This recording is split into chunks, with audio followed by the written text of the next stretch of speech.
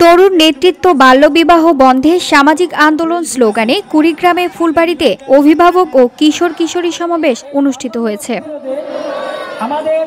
সোমবার বিকেলে বড়ভিটা ইউনিয়ন যুব সংগঠনের আয়োজনে ও child not bright project MJSKS ও প্ল্যান ইন্টারন্যাশনাল বাংলাদেশ এর সহযোগিতায় পশ্চিম ধরিরাম সরকারি প্রাথমিক বিদ্যালয় মাঠে এই অনুষ্ঠান অনুষ্ঠিত হয়।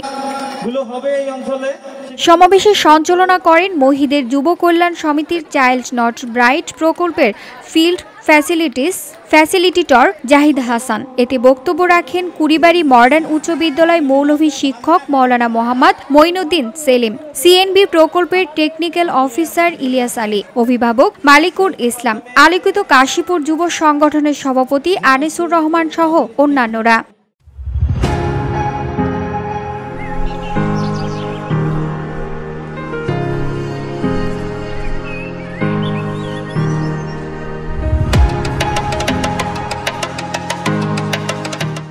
সমাবেশ শেষে শিক্ষার্থীদের মাঝে শিক্ষা সামগ্রী বিতরণ করা হয় এবং ক্রীড়া অনুষ্ঠানের বিজয়ীদের পুরস্কার প্রদান করা হয়। পাশাপাশি বাল্যবিবাহ প্রতিরোধে সাংস্কৃতিক অনুষ্ঠান ও নাটিকা মঞ্চায়ন করা হয়।